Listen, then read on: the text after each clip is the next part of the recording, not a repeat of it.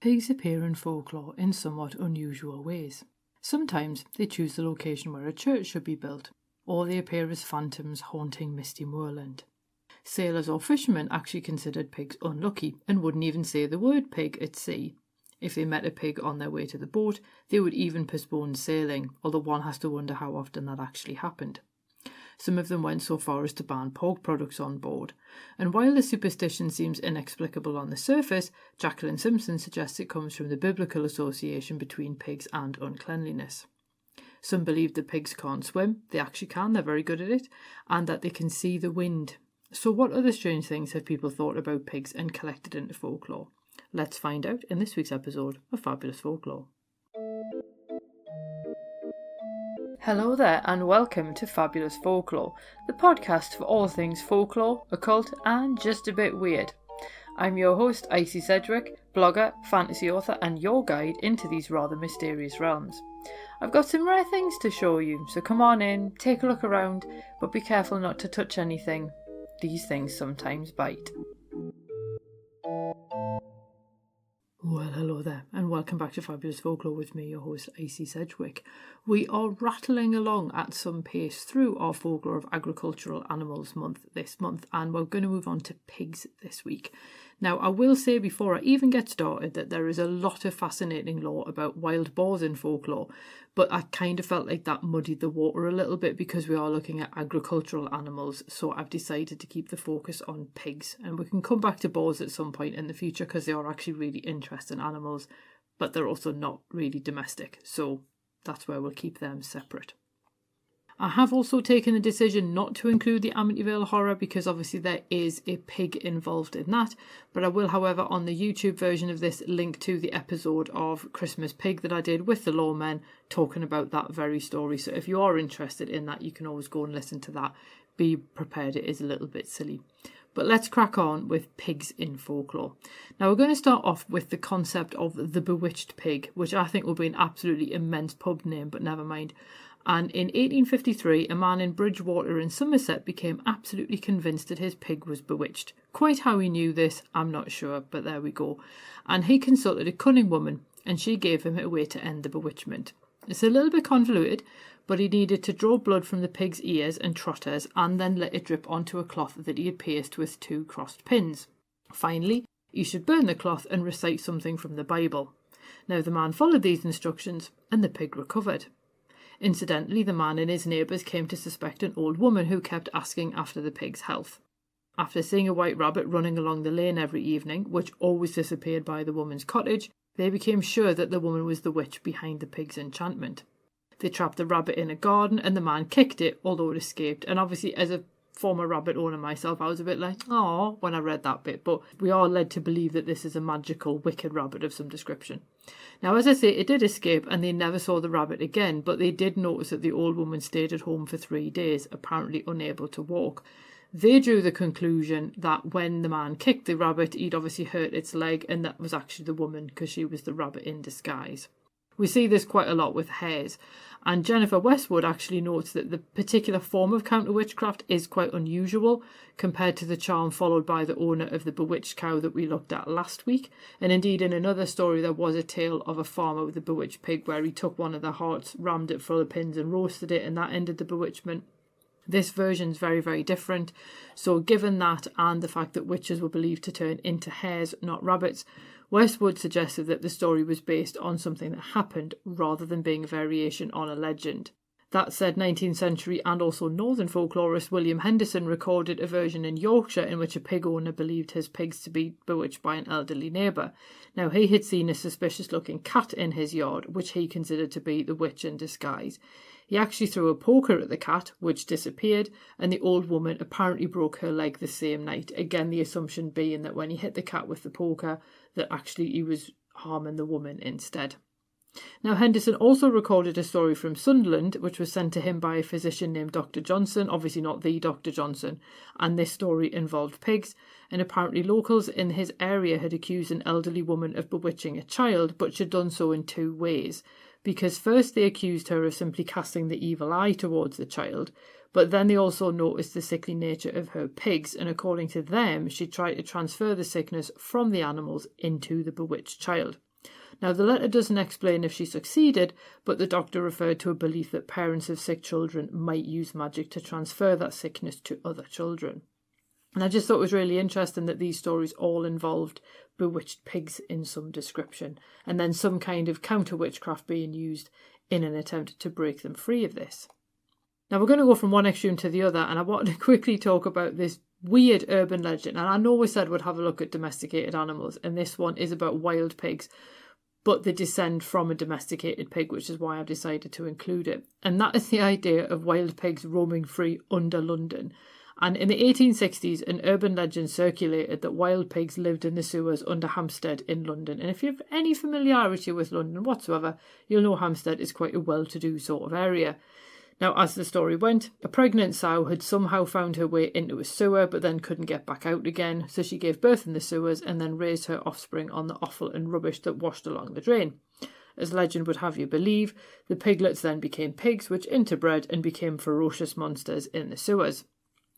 It is worth noting that no one ever reported seeing or hearing pigs under the drain covers, and Victorian London also had a class of men called sewer hunters who would enter sewers looking for reusable materials, which would be things accidentally lost down drains like coins or cutlery. They would also hope to find something a little bit more valuable like jewellery as well. Now, while they told wild tales of pigs living in the sewers, nobody ever actually reported encountering one. And you would think that if there was that many of them down there, someone would have at least come across one or seen one or heard one or something like that. Now, this particular urban legend is an ancestor of the American urban legend that emerged in the 1960s, particularly in New York. And in that version, people had flushed baby alligators down the toilet and then they roamed the sewers as fully grown adults. Why people had baby alligators, I've never been able to figure out, because that seems like a really bad pet to have in quite a densely packed city. But urban legends very rarely make sense. Now, I mentioned very briefly in the introduction that there is a particular theme within folklore involving pigs revealing locations, usually where someone must build a church. And I just thought this was a really interesting concept, so we're going to have a look at two different versions and then a twist on it. So in Braunton in Devon, a legend tells that St Brannock received a vision to cross the sea and watch out for a sow with piglets. Now, there is some discussion that St Brannock is actually a Welsh saint with a slightly different name, and that obviously that explains why you would need to cross the sea in order to then build a church in Devon. And he was supposed to build this church on the site where he met this sow with piglets. A separate version explains that St Brannock was already trying to build a church in Devon, and he was trying to build it in a particular location, except every night the sow and her piglets undid his hard work and then moved the stones to the church's current location during the night, and eventually he just gave up and decided to build it where they kept moving everything to. Now, the legend apparently explains why there's a roof boss inside the church that features a sow. We also see this legend type in Winwick in Lancashire, which might be pronounced Winwick, I don't know, I've only ever seen it written down, but this one involves a single pig. And in this story, the church founder picked a site and laid the foundations for the church on the spot, as one does. And a pig then turned up during the night and moved the stones one at a time to a spot sanctified by St Oswald's death. Eventually, the founder decided to just simply move the church to the latter site because it was easier than having to keep bringing the stones back to the site he'd chosen every day. Now, what's really cool about this one is you can still see a pig sculpture on the church tower above the western entrance in honour of the legend. There are a couple of other versions explaining things to do with pigs in the area, one of which claiming that a monstrous pig plagued the area and only building the church actually controlled its power, but each of these stories seem to try to explain why there'd be a pig on a church in the first place. And because there's already this idea of people having visions of pigs and then deciding to build on that site, that story kind of makes more sense than the monstrous pig, because the monstrous pig one's sort of going off into dun cow legend territory, I think, a little bit. But other versions of this particular story type of a church or a building being moved during the night usually see the devil or fairies dismantling the church before the people who are building it decide to finally just build in whatever location the stones are being left. It is unclear as to why a pig specifically would choose the location in these Devon and Lancashire stories. But there is actually an alternative version in Northumberland which explains why Killally Castle stands in a vale and not on the hill where Lord Killally wanted to build it. Now, there is a full episode on this, so I'm not going to dwell on it too much, but the interesting part that we're curious about here is the version of this legend in which Lady Killally dressed a servant as a boar and then sent him to pull down the building work every night. Master James, the castle builder, saw the boar and then went to tell Lord Killally about it. And then when the Lord likewise heard the boar yell advice that the castle would be better off in the dale than on the hill, Lord Killally finally obeyed and moved the location of the castle. It is unclear if this version of the story riffs on the existing pigs choosing the site of a church legend and simply relocates it to a castle, but I think the fact that it's a man dressed as a boar reveals that Lady Killally probably did this with quite a lot of intention behind her decision. But I want to go back to Sows as location portents to try and see where the story type may come from, although this is a tenuous link at best. And there is a precedent for this particular concept in the Ennead, and when Aeneas leaves Troy and arrives at the mouth of the Tiber, he meets the river god in a dream. The god tells him that he will see a sow with 30 piglets the next day, which foretells the founding of Alba Longa by his son in 30 years' time. And it all works out exactly as the god says.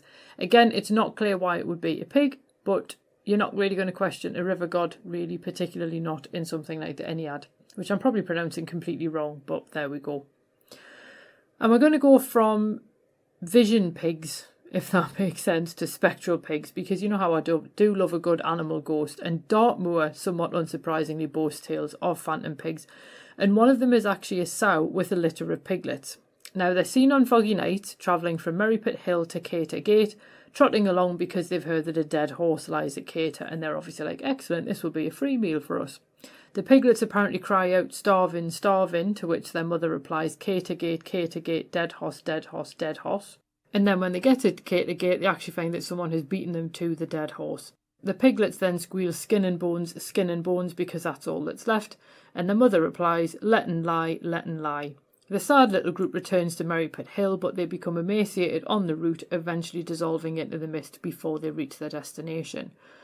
And according to Elizabeth Warren, who related the tale to folklorist Theo Brown in 1949, people had seen that play out for 200 years. Whether this is one of those repeat hauntings where something almost gets stuck and something just keeps replaying itself over and over and over again, I don't know. A bit like a residual haunting in a way. But it does rather undercut this myth of the stone tape theory. But I think if you're then going to have animals crossing a misty moor, there is also the possibility that people are just seeing and hearing things, because obviously mist plays all kinds of tricks with the senses. Now, while the story with the pigs is quite sad, the other phantom pig is not sympathetic in the least, and it's a giant black pig believed to be the notorious Judge Jeffreys in porcine form. And as George Jeffreys in life, he became infamous for harsh sentencing following the Monmouth Rebellion of 1685. Nobody knows why he takes the form of a pig, or indeed how anyone knows that the pig is Judge Jeffreys, but he does also haunt a hotel room in Exeter in human form as well, which is quite a strange range of things to do. But we're going to go from spectral pigs to death pigs, because obviously any long-time listeners will know that I have a long-abiding fascination with death omens. Obviously we had some from cows in last week's episode, and pigs are apparently not to be outdone by their bovine friends. And William Henderson described how before John Borrow of Durham died, people saw a coach drawn by 6 black pigs. Normally, when you have phantom coaches, they're drawn by horses, usually black horses, occasionally headless horses. But it does seem that black pigs have the same effect. And if nothing else, it would at least stick in your mind. You'd remember seeing that. And I think you do have to wonder in certain periods of time, seeing a horse-drawn carriage would not necessarily be that weird. Seeing a pig-drawn carriage, on the other hand, would probably stand out as being a bit peculiar. Henderson also recorded a very bizarre Sussex superstition that lions only mated once every 7 years, and that piglets will be stillborn during that 7th breeding year. Now, I couldn't tackle pigs in folklore without looking at the humble piggy bank, because after all, there's no obvious reason why we would store our money inside an object shaped like a pig. Now, the banks are often referred to as still banks, meaning that the pig does nothing when you deposit money in it. And that's as opposed to mobile banks, where the bank might take the shape of a monkey, and then you put the coin on the monkey's hand, and it tips the hand towards the face as if it's eating the coin. Obviously, still banks, no moving parts other than the cork that you would remove to get at the coins. Now, the earliest known money box apparently dates to 2nd century Greece, although in those days there were just simply boxes with slits in them. And according to legend, people began making pots from a certain type of earthenware called pig, spelt P-Y-G-G, and people could drop coins into the pots through slits in the top. Yet actual pig-shaped banks seem to date to 12th century Java, where they used pots shaped like bows to store money. And in Java, the pigs represented ideas like wealth, good luck, prosperity, and fertility. So is it possible that over time, the ideas combined to create the piggy bank as we know it today? Indeed, if you're watching this on YouTube, the image that you're currently looking at is one of these exact shaped banks, but it's actually from the 14th century, courtesy of the Metropolitan Museum of Art. Now, Jacqueline Simpson notes that pigs may be lucky charms because of their use as money boxes, but I was wondering if we actually used them as money boxes because they were lucky. And of course, as a final note, it does go without saying that we do have things like the year of the pig in the Chinese zodiac. And in fact, I was actually born in the year of the pig.